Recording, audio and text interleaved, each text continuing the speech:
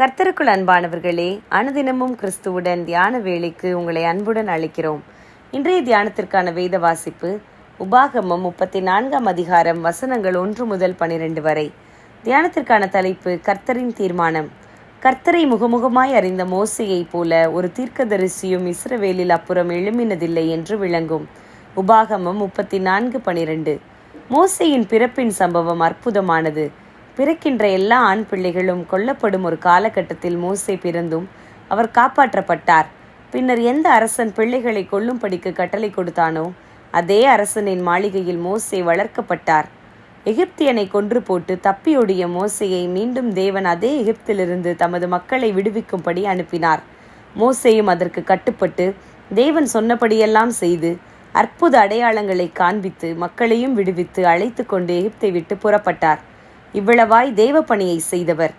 தேவனோடு முகமுகமாய் உறவாடி 10 கற்பனைகளையும் மக்களுக்காக பெற்றுக் கொடுத்த ஒருவரான இவரது வாழ்வு முழுவதுமே ஆசீர்வாதமாகவும் வெற்றிகரமாகவுமே இருந்ததா?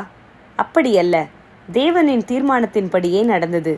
வாக்குத்தத்தம் பண்ணப்பட்ட இடத்திற்கு மக்களை வழிநடத்தி வந்த மோசேயை தேவன் அந்த இடத்திற்குள் காலடி எடுத்து வைக்க விடவில்லை.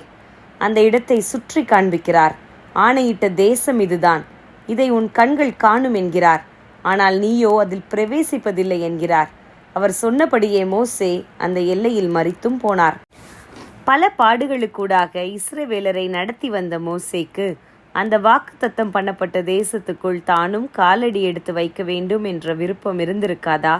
தேவன் ஆரம்பத்தில், நான் என் ஜனங்களின் கூக்குரலை கேட்டேன், அவர்களை அங்கிருந்து விடுவித்து வாக்கு பண்ணிய பாலும் தேனும் ஓடுகிற தேசத்துக்கு கொண்டு வர தீர்மானித்தேன். அதற்காக உன்னை பார்வோனிடத்தில் அனுப்ப எண்ணினேன் என்று சொன்னபோது அதற்கு கீழ்ப்படிந்து புறப்பட்ட மோசே தானே அதை செய்து முடித்து மக்களை வாக்கு பண்ணப்பட்ட தேசத்துக்கு கொண்டு போவேன் என்றுதானே நினைத்திருப்பார். ஆனால் முடிவு அப்படி அமையவில்லை. கர்த்தர் தலைமை பதவியை மாற்றிய போதும் தேவன் சொன்னதை கேட்டு தனது பொறுப்புகள் எல்லாவற்றையும் யோசுவாவிடம் ஒப்படைத்து தனது வாழ்க்கையை அங்கேயே தேவன் சொன்னபடியே முடித்து கொண்டார் மோசே. நமது வாழ்வில் அவ்விதமாக தேவனின் திட்டம், அவரது சித்தம் நிறைவேற நாம் விட்டு கொடுக்க முடியுமா? நாம் நினைத்தது போல வாழ்வில் நடக்காத போதும் அதை ஏற்றுக்கொள்ள பக்குவப்பட்டுள்ளோமா? மோசேயை போன்றதான ஒரு தீர்க்கதரிசி அப்புறம் எழும்பினதில்லை என்று வாசிக்கிறோம்.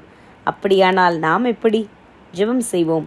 அன்பின் பிதாவே, எங்களது வாழ்வில் பல காரியங்களை குறித்து நாங்கள் திட்டமிட்டிருந்தாலும் அவற்றில் உமது சித்தம் மாத்திரம் நிறைவேறும்படி ஜெபிக்கிறோம். ஆமேன்.